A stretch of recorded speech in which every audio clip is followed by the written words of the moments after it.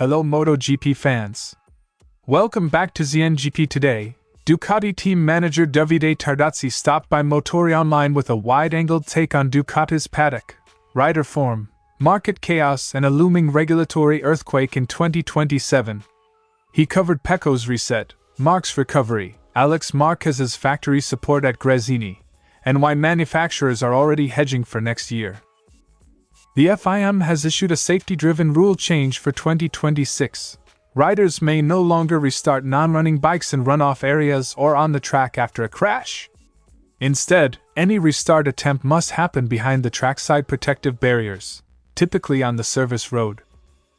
Don't forget to click subscribe button and the bell icon for MotoGP news update.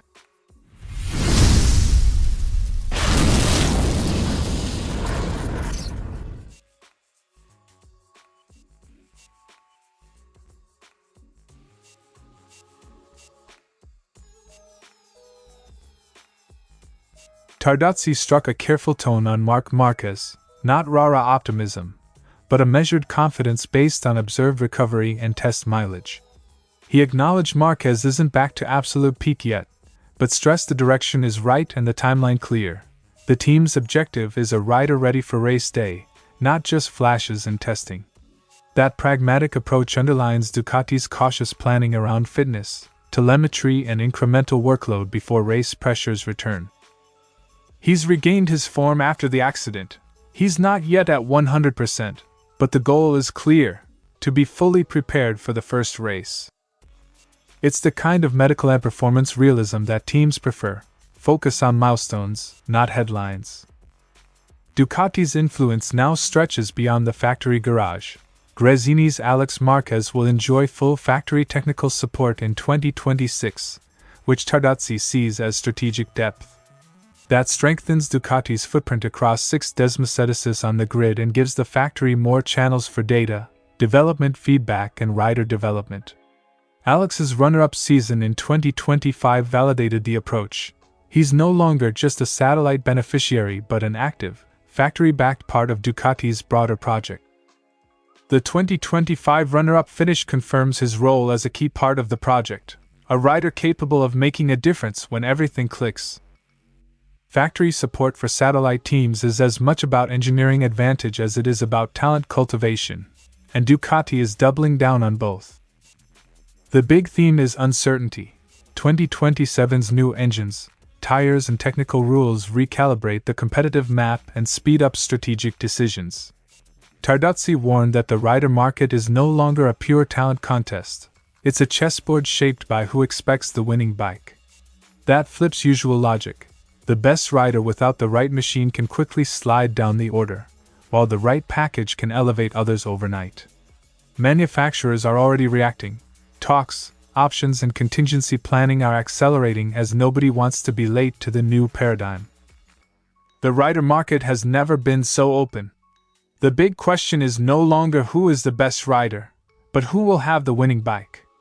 In that context, the first can become the last in a very short time, and vice versa.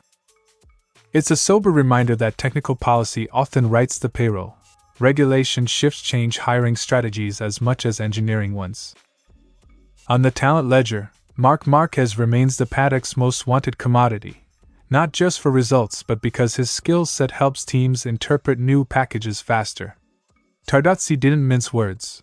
Marquez's track record and adaptability make him the kind of rider every manufacturer would prize when the rules flip. That explains Ducati's approach: pair proven talent with a development pipeline, widen factory influence to satellite teams, and be ready to pivot if 2027 changes the game. His track record and what he has demonstrated over the years make him a figure that any manufacturer would want to have. In short, when ambiguity hits, experience and adaptability become the most valuable currencies. Davide Tardozzi's assessment is both a confidence check and a call to action. Ducati starts 2026 in a strong place. Riders in form, 6 desmosedices on track, and a clear stepping testing plan, but 2027 threatens to rewrite hierarchies quickly.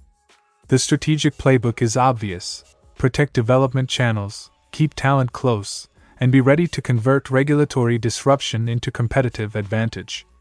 If Ducati, and riders like Marquez, get the balance right, they won't just survive the next era, they'll define it.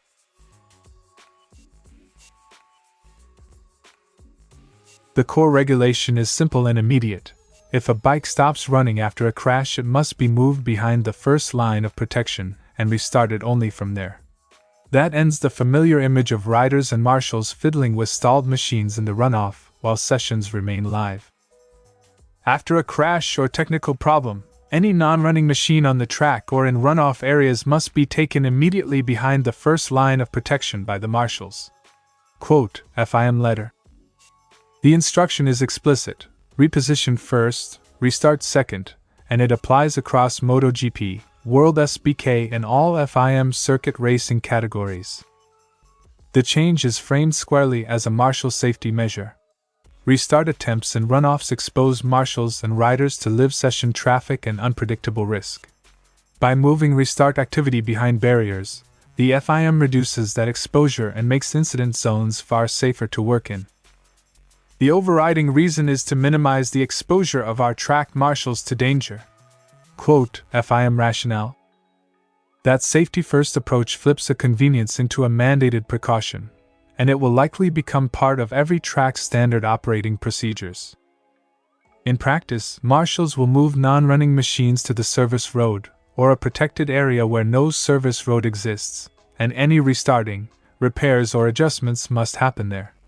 Riders can still rejoin the session from the service road once the bike is restarted, and marshals may assist, but only behind the barriers.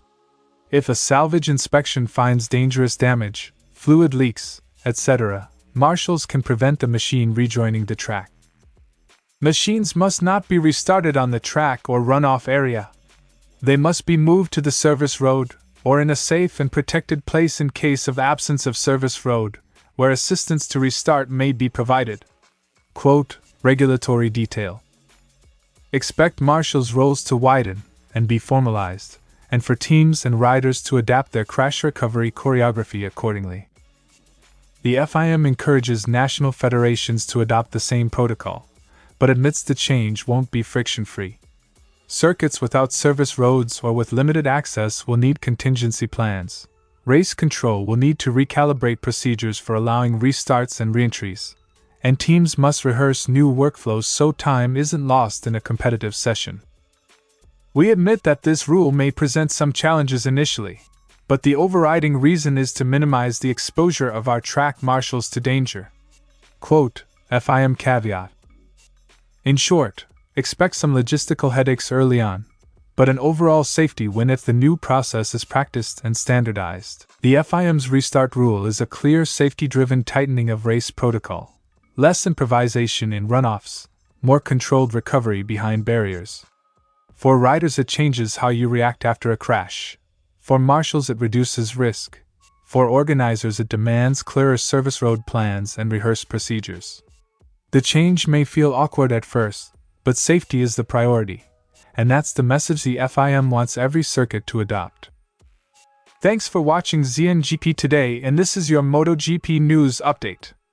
And see you next time!